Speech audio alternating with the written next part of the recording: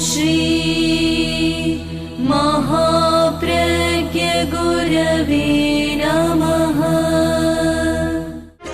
जिसके सांसों में रहता है शाश्वत शांति का स्पंदन, उस महाप्रज्ञ को वंदन, उस महाप्रज्ञ को वंदन। सत्य अहिंसा अनेकांत को अर्पित जिसका तन मन, उस महाप्रज्ञ को वंदन, उस महाप्रज्ञ को वंदन। जिसके सांसों में रहता है शाश्वत शांति का स्पंदन, उस महाप्रज्ञ को वंदन, उस महाप्रज्ञ को वंदन।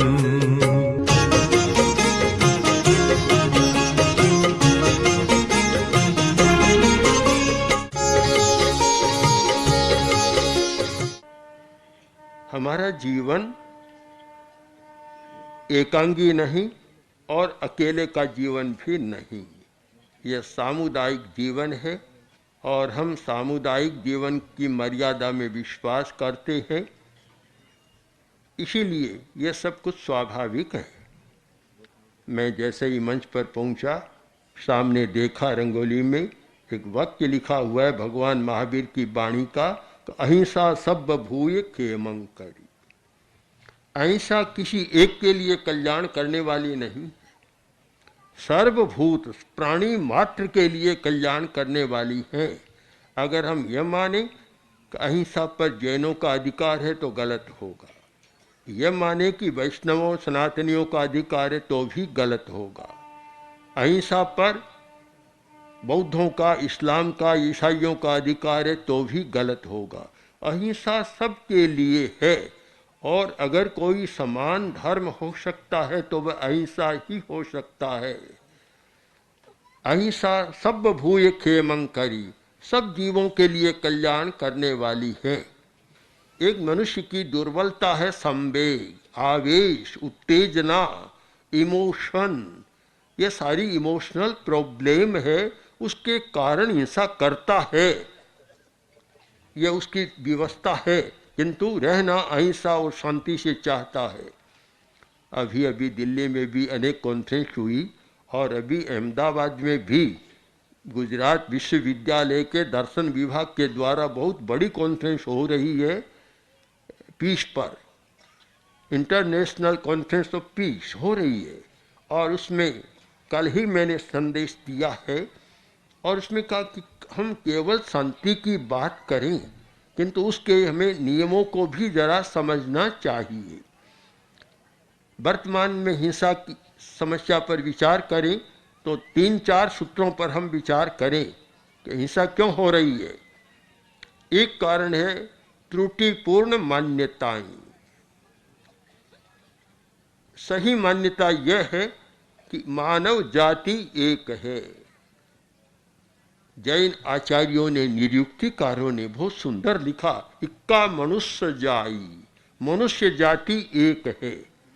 हमने बाहरी भेदों के आधार पर आदमी को बांट दिया, हिंसा का एक बहुत बड़ा कारण बन गया। और जहाँ भेद रेखा चौड़ी होती है वहाँ दूरी बढ़ती है और हिंसा को पनपने का मौका मिलता है। हमने बांट दिया, हमारी बड़ी समस्या है।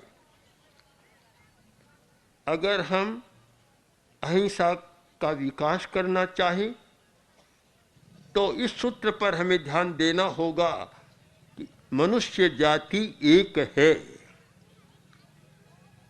दो जातियां नहीं है, एक जाति है, एक जैसा जीवन है।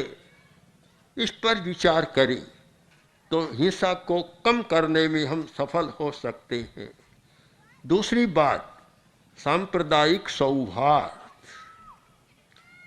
मैं तो अभी तक नहीं समझ पाया कि धर्म दो हो सकता है।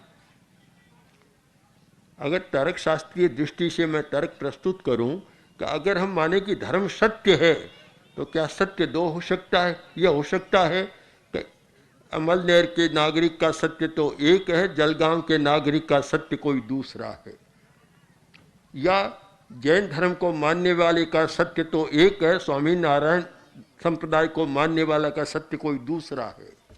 या हिंदू समाज का सत्य तो एक है, मुस्लिम समाज का सत्य दूसरा है, तो फिर सत्य को हमने बांट दिया। सत्य फिर आकाश की भांति असीम नहीं रहा, हमने बांट दिया उसको भी। सत्य दो नहीं हो सकता, संप्रदाय तो 100 हो सकते हैं, किंतु सत्य दो नहीं हो सकता, तो धर्म भी दो नहीं हो सकता। धर्म एक है, और वह धर्म है मैत्री, करुणा, राग द्वेष को कम करना, शांति से जीना। यह धर्म है, एक दो हो नहीं सकता। हमने बांट दिया, इसलिए आज की अपेक्षा है सांप्रदायिक सौहार्द। हमने इन 2-3 वर्ष की अहिंसा यात्रा के दौरान इन सूत्रों को समझाने का प्रयत्न किया, तो मुझे लगा कि कुछ दूरियां मिटी है, समाज निकट आया है। आप कल्पना नहीं कर सकते कि जैन समाज का, हिंदू समाज का, उसमें मुसलमान इतने भागीदार बने। जब हम मुंबई में थे, अहिंसा यात्रा थी, तो 400-500 मुस्लिम अहिंसा का ध्वज लिए हमारे आगे आगे चल रहे थे। लोगों को भी आश्चर्य होता था। मैंने कहा आश्चर्य की बात नहीं, जब मानवीय एकता और सांप्रदायिक सौहार्द ये 2 ध्वज आपके सामने है, तो फिर कोई अलग रह नहीं सकता, कोई भी अलग नहीं हो सकता। आवश्यक है इस पर हम विचार करें। आज का प्रबुद्ध वर्ग जिसका एक तर्क आता है, और हमारे सामने बहुत आया, देश से भी आया, विदेश से भी आया, ये तर्क आया कि धर्म के नाम पर जितनी लड़ाइयाँ हुई है आज तक दुनिया में किसी के नाम पर नहीं हुई। बड़ी विचित्र बात है। अगर धर्म के नाम पर लड़ाइयाँ होती है तो फिर धर्म को कोई बहुत काम का नहीं माना जा सकता, उपयोगी नहीं माना जा सकता। वही उपयोगी हो सकता है जो समाज को बिना लड़ाई, बिना रक्तपात के एक साथ रख सके। पर मैं मानता हूँ ये धर्म के नाम पर नहीं हुई है, ये आदमी की यानी भावात्मक समस्या के आधार पर हुई है। उत्तेजना है, एक शब्द को लेकर उत्तेजना में आदमी चला जाता है। तो हम 2 बातों को सामने रखें। मूलभूत बात जिसका हमने अनुभव किया, और उसी के कारण हिंदू तो है ही, मुस्लिम भाई, ईसाई, पारसी, यहूदी, सब हम एक मंच पर बैठते थे और हमारा चिंतन चलता था। जब सूरत में थे या मुंबई में थे, जब राष्ट्रपति आए, उनसे पहले भी हमारा कार्यक्रम था, तो उन्होंने कहा कि धर्म गुरुओं का, तो हमने धर्म गुरुओं की एक गोष्ठी की, और उसमें यह सूरत स्पिरिचुअल डिक्लेरेशन की घोषणा हुई। उसमें सभी संप्रदायों के थे। एक भाई ने पूछा कि इतने धर्म गुरु मिले, लड़ाई कैसे नहीं हुई? आश्चर्य की बात है। लोग ये मानते हैं कि धर्म गुरु मिलने का मतलब ये लड़ाई होना है। तो उन्होंने प्रश्न पूछा, मैंने कहा बड़ा अजीब प्रश्न है आपका कि धर्म गुरु मिले, लड़ाई नहीं हुई। यह एक धारणा बन गई। धारणा भी सही है। मैंने कहा देखिए, हमारे सामने जो मुद्दा था वह यह था यूनिटी ऑफ माइंड। इस पर हम चर्चा कर रहे थे, हम कोई सांप्रदायिक चर्चा नहीं कर रहे थे। और 2-3 शब्दों पर आप विचार करें कि आध्यात्मिक चेतना का जागरण जो हमारी चर्चा का विषय था, अध्यात्म के क्षेत्र में कोई लड़ाई होती नहीं है, सब एक हो जाते। अध्यात्म सबके लिए समान है। हम हिंदू समाज में देखें तो बहुत बड़े बड़े आचार्य अध्यात्म के हुए हैं। सूफी समाज मुसलमानों में बहुत बड़े हुए हैं। और अभी मुंबई में हम यहाँ सूफी की दरगाह में गए थे, वहाँ देखा कि कितना अध्यात्म के पर बल है उनका। ईसाइयों में भी अध्यात्म पर बहुत बल है। तो आध्यात्मिक चेतना का जागरण जिसकी आज सबसे ज़्यादा ज़रूरत है। और राष्ट्रपति ने जब उससे पहले ही हमारी बात हुई तो उन्होंने कहा था कि 2 काम है। एक है आर्थिक विकास हिंदुस्तान का, कि सन 20 तक हिंदुस्तान आर्थिक विकास में नंबर 1 बन जाए। और दूसरा काम है आध्यात्मिक चेतना का जागरण, और उनकी भाषा में कहूँ तो धर्म में अध्यात्म का संचार। एक काम हम करेंगे, एक काम आप करेंगे। अध्यात्म में कोई होता नहीं है, सब एक साथ बैठते हैं। दूसरा हमारा था नैतिक मूल्यों का विकास। यहाँ भी कोई लड़ाई नहीं है, सब एक मत है। तो हमने कहा अगर हम संप्रदाय की चर्चा करते तो लड़ाई निश्चित थी कि इतने धर्मगुरु मिलते हैं, जहाँ 15, 16, 20 बड़े बड़े धर्मगुरु मिले और सांप्रदायिक चर्चा होती तो पता नहीं क्या होता, पुलिस को आना पड़ता, फौज को बुलाना पड़ता, क्या होता पता नहीं है। पर हमारी जो विषय चर्चा का है वह है अध्यात्म की चेतना का जागरण और नैतिक मूल्यों का विकास। जहाँ लड़ने का कोई अवकाश नहीं, वहाँ तो मिलने की बात होती है, एक दूसरे से मिल जाते हैं। और ऐसे ही मिले, इन दो के आधार पर मैंने अनुभव किया कि हम जहाँ भी गए सबका सौहार्द मिला। हम एक बात प्रस्तुत करते हैं, वह है शांतिपूर्ण सह अस्तित्व। आप एक साथ रहना चाहते हैं, शांति से रहना चाहते हैं या लड़ते झगड़ते रहना चाहते हैं? सब लोग कहते हैं शांति से। छोटे छोटे गांवों में जब कुछ दंगा हो चल रहा था, हमने कहा धर्म स्थान में तो कोई हिंदू हो सकता है, कोई मुस्लिम हो सकता है। मस्जिद में मुस्लिम गया, मंदिर में हिंदू गया, किंतु बाजार में तो ये भेद नहीं है। ये बाजार में ये नहीं कि ये दुकान की हिंदू की है तो हिंदू ही माल खरीदेगा, मुसलमान नहीं खरीदेगा। और मुसलमान की है तो मुसलमान ही खरीदेगा, हिंदू नहीं खरीदेगा। बाजार में नहीं तो भला धर्म में तो इतना भेद और बाजार में एकता, बड़ा आश्चर्य होता है। जहाँ पैसे का प्रश्न है वहाँ तो सब एक हो जाते हैं। और हमने ये देखा हिंदू मुस्लिम साझेदार है, बड़े भागीदार, दुकान चलाते हैं, साथ में कंपनी चलाते हैं। वहाँ यह धर्म का मामला आगे नहीं आता तो धर्म ने फिर क्या बिगाड़ा कि उसके नाम पर आप लड़ते हैं? फिर पैसे के नाम पर तो एक हो जाते हैं और धर्म के नाम पर कई संजीद लड़ पड़ते हैं, तब कैसा लगता है? बड़ा विचित्र होता है। इसलिए हमें कुछ धारणाओं को बदलना है, चिंतन करना है। और उस चिंतन के लिए ये अहिंसा यात्रा का कार्यक्रम चला और मैं मानता हूँ कि बहुत लोगों ने इस सच्चाई को समझने का प्रयत्न किया कि हम एक साथ बैठकर चिंतन करें कि साथ में जीना, साथ में रहना, साथ में काम धंधा लोग करते हैं, साथ में सारा कारोबार चलता है, सारा व्यवहार चलता है। तो फिर ये बात बात में कटुता, आक्रोश, भेद, ये क्यों? बड़े प्रेम और शांति से रहें, तभी सारा अच्छा हो सकता है।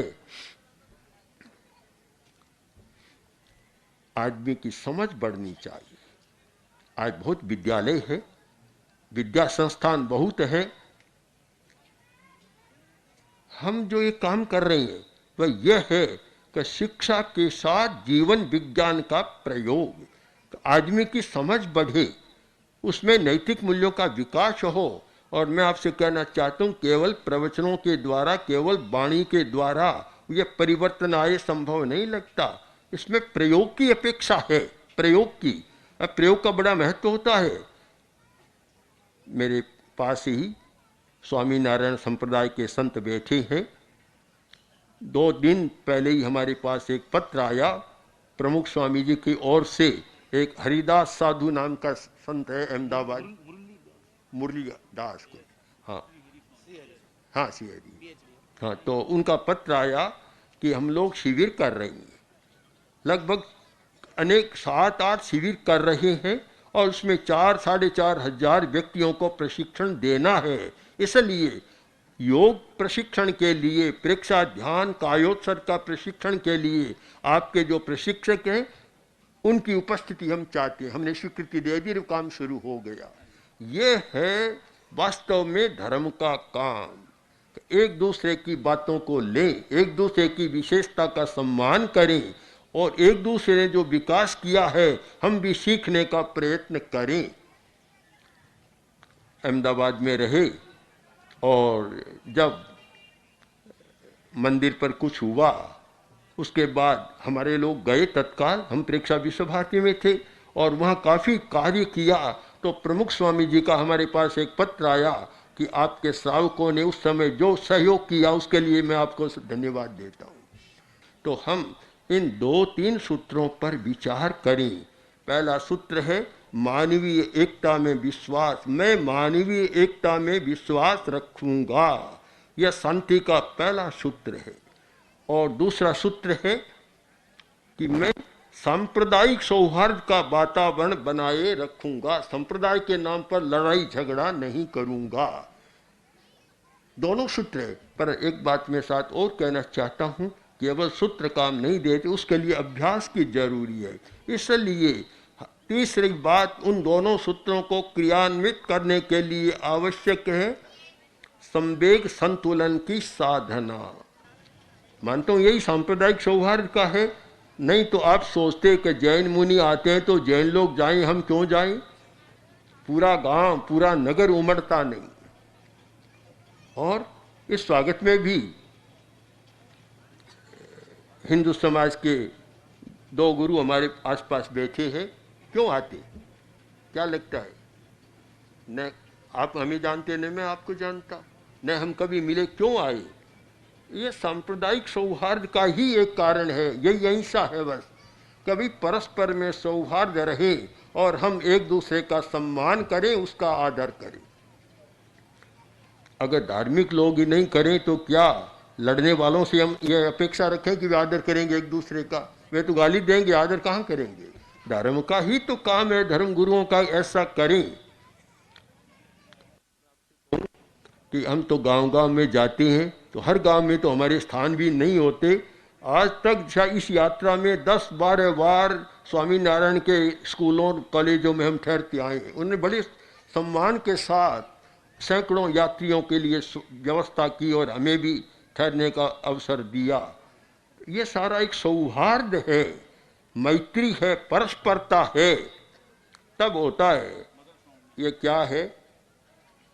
हाथ की 5 अंगुलियां, सब अलग है कि एक है? सब अलग है, पर अब एक होगी। ये हमारा रहे कि भेद रहेगा। मैं मानता हूं वैचारिक स्वतंत्रता को मैं भी बहुत सम्मान देता हूं। मैं मानता हूं कि अगर सबको एक विचार में कर दिया जाए तो आदमी आदमी नहीं रहेगा, यंत्र बन जाएगा। स्वतंत्रता रहे, चिंतन की स्वतंत्रता, विचार की स्वतंत्रता, काम करने की स्वतंत्रता, पर सब में एक सत्य की प्राणधारा बहे, जिससे अंगुलियां अलग होते हुए भी एक हो जाती है। ये दोनों बातें रहे, अनेकांत का दृष्टिकोण रहे, तो समाज बहुत अच्छा चल सकता है। आप लोग भी चिंतन करें और एक संकल्प करें कि हम ऐसा प्रयत्न करेंगे कि सब शांति के साथ रहेंगे। मैं अपनी बात पूरा करूं। एक अभी की घटित घटना के साथ हम लोग देऊर जा रहे थे। रास्ते में गांव आया मसदी, अच्छा गांव है, हजारों लोग रहते हैं। और हमारे स्वागत में भी जैन परिवार तो 5 ही थे, स्वागत में शायद हजारों विद्यार्थी राजमी थे। वही कलश लिए हुए खड़े थे। प्रिंसिपल थे, आश्रम के प्रिंसिपल, कॉलेज के प्रिंसिपल, सब विद्यार्थी सब थे। जैसे ही मैं पहुंचा और हमें जाना था देऊर, कुछ देर ठहरना था, एक भाई आया, आकर बोला कि यहाँ तो अब 1-2 दिन में हिंदू मुस्लिम दंगा होने वाला है, सारी तैयारी हो चुकी है। मैंने कहा तो अच्छा नहीं है। फिर हम विद्यालय में ठहरे, प्रवचन किया, वहाँ भी हजारों आदमी थे। मैंने 15 मिनट तक सिर्फ चर्चा की और सारा बताया कि क्या हिंसा का, दंगे का परिणाम क्या होता है। हम वहाँ से प्रस्थान कर देऊर पहुँच गए और हमारे मुनि जी को वहाँ हमने रखा, मुनि सुखलाल जी को, मोदी जी को वहाँ रखा कि सारी व्यवस्था करके बताओ। और 2 घंटा बाद हमें संवाद मिला कि एक शांति समिति बन गई है 21 लोगों की, और उसमें हिंदू मुस्लिम सब साथ हैं और वे लोग 1 घंटा में ही आने वाले। देऊर पहुँच गए। थोड़ी देर बाद सब मेरे सामने बैठे, बोले कहिए क्या बात है? बोले कि हमने समिति बना ली, अब कोई दंगा हमारे गांव में नहीं होगा और हम आपको ये विश्वास दिलाना चाहते हैं कि हमारे गांव में नहीं, आसपास में हमें कभी भी हम दंगा नहीं होने देंगे। मुझे बड़ी प्रसन्नता, बहुत अच्छी बात है। तो हम अहिंसा के द्वारा सबको मिलाने का प्रयत्न करें, मैत्री और करुणा का प्रवाह अजस्र प्रवाहित करें, तब तो धर्म की सार्थकता, धर्म का महत्व। अन्यथा आज का पढ़ा लिखा आदमी तो धर्म से वैसे ही दूर रहना चाहता है। आप इस प्रकार की प्रवृत्तियों से धर्म के नज़दीक नहीं ला सकते और धर्म को तेजस्वी भी नहीं बना सकते। तो ये सारा जोड़ने का माध्यम है अहिंसा। अहिंसा का मतलब करुणा की भावना, मैत्री की भावना, आदर की भावना। हम एक दूसरे को महत्व दें और सब करें, ये हमारी अहिंसा की भावना। मानसिक अहिंसा, वाचिक अहिंसा और कायिक अहिंसा। हम लोग कायिक अहिंसा पर तो ध्यान देते हैं, पर मानसिक वाचिक अहिंसा को इग्नोर कर देते हैं। ये हमारी समस्या है।